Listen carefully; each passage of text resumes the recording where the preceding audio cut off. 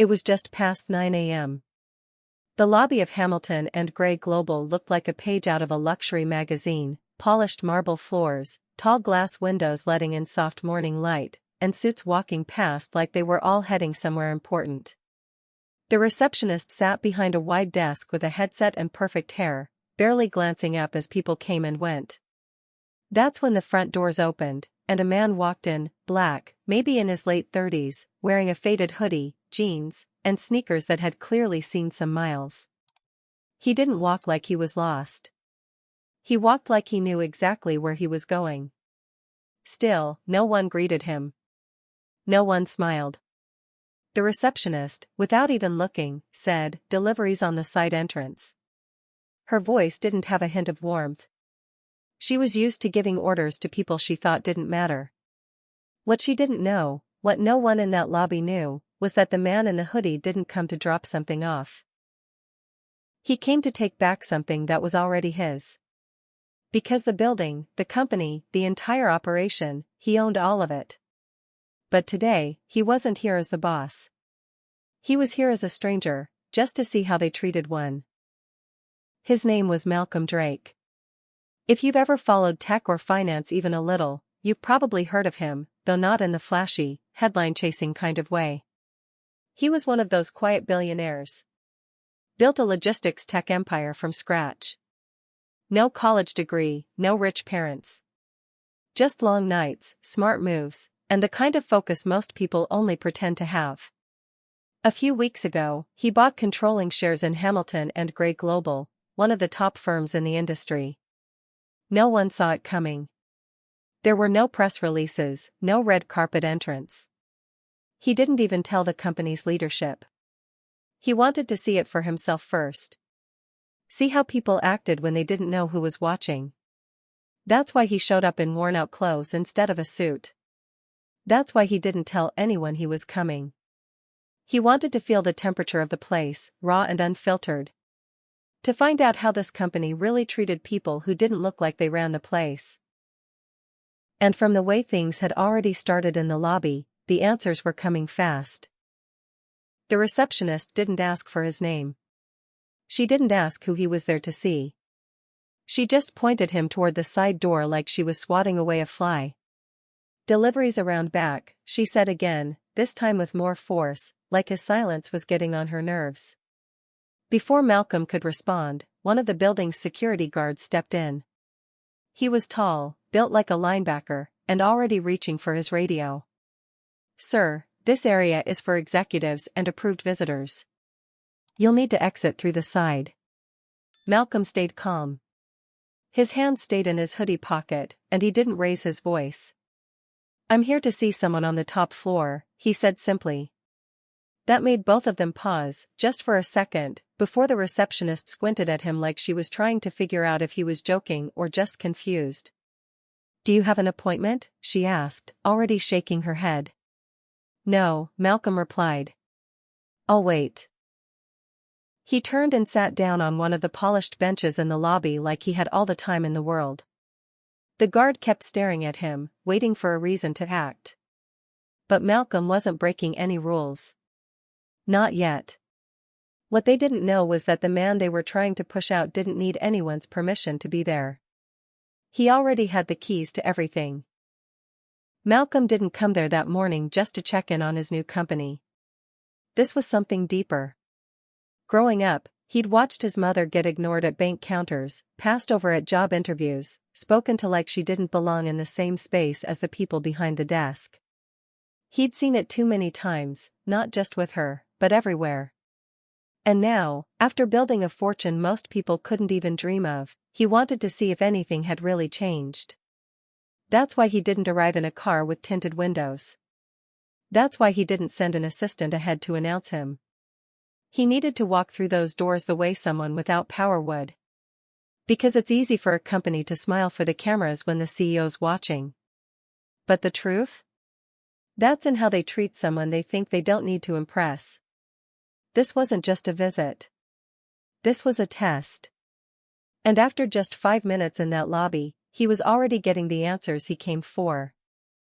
The elevator doors opened with a soft chime, and out walked David Sharp, the company's CEO.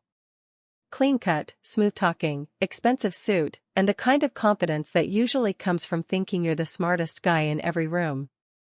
He barely looked at Malcolm as he passed, like he was just another piece of furniture in the lobby. The receptionist quickly stood up and called out, "Mr. Sharp, there's a man asking to go to the top floor. Says his name is Malcolm." David turned, glanced at him, then smiled in that way people do when they think they're being polite but really aren't. "You must be lost," he said, stepping closer. "We don't allow walk-ins on the executive level." Malcolm stood up, calm as ever. "I'm not lost." David's smile didn't fade, but his eyes narrowed. "You sure you're in the right building?" he asked, like he already knew the answer. "I'm exactly where I need to be," Malcolm said. But David had already decided what kind of man he was dealing with. Someone who didn't belong. Someone easy to ignore. With a quick nod to the receptionist, he muttered, "Call security if he hangs around." Then he walked off, not knowing he'd just tried to brush off the man who could fire him with one signature. The elevator doors opened with a soft chime, and out walked David Sharp, the company's CEO.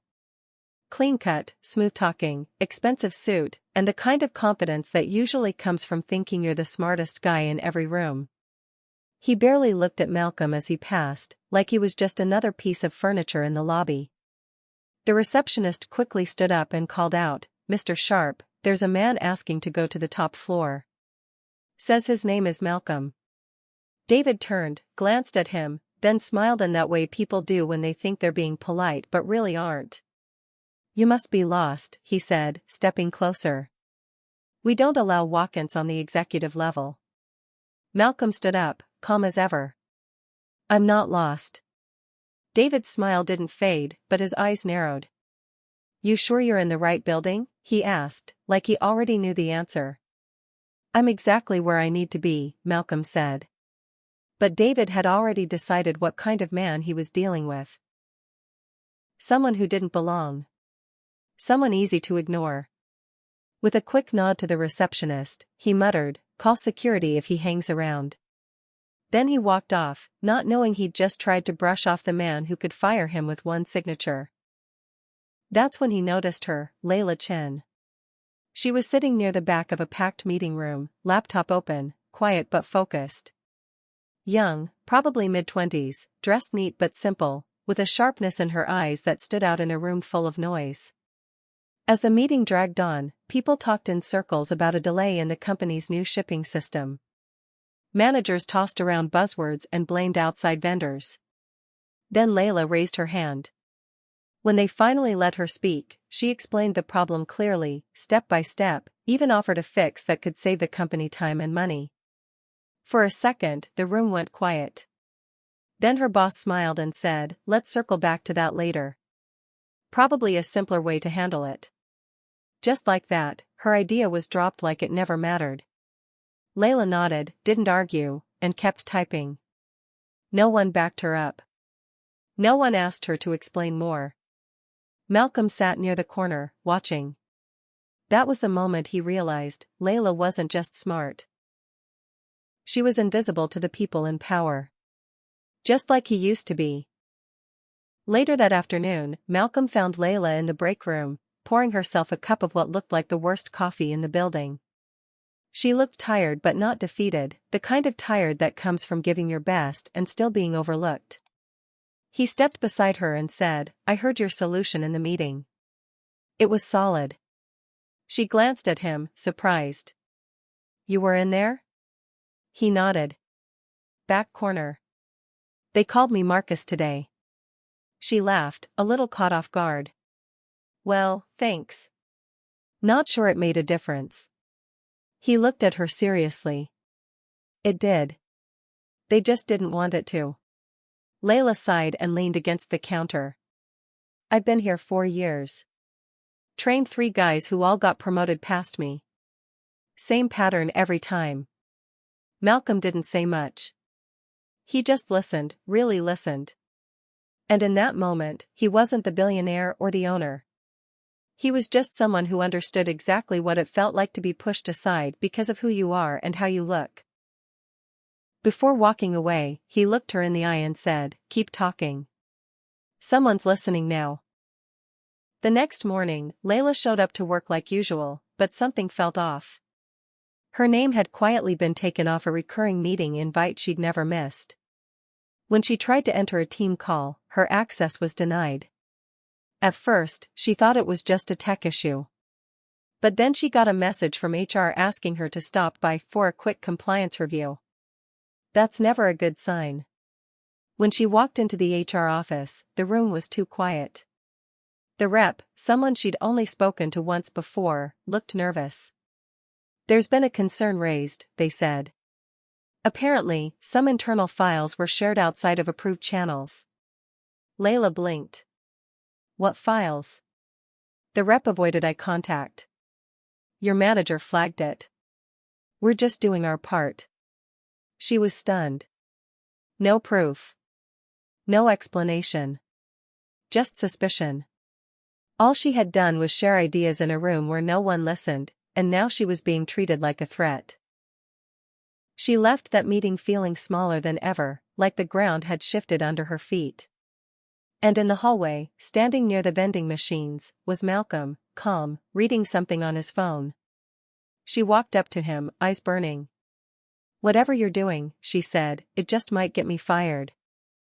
Malcolm looked up from his phone, his expression shifting the moment he saw Layla's face. "What happened?" he asked, his voice calm but firm.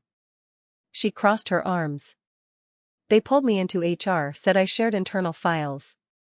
"I didn't. But they don't care." Malcolm's jaw tightened. "They're using you to flush me out." Layla stared at him. "You still haven't told me who you are. What is this? Some kind of test?" He paused. For the first time, he looked unsure, not about what he was doing, but about how much to say. "I'm someone who's trying to change things," he said quietly.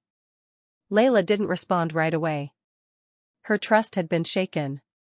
Her job was now on the line.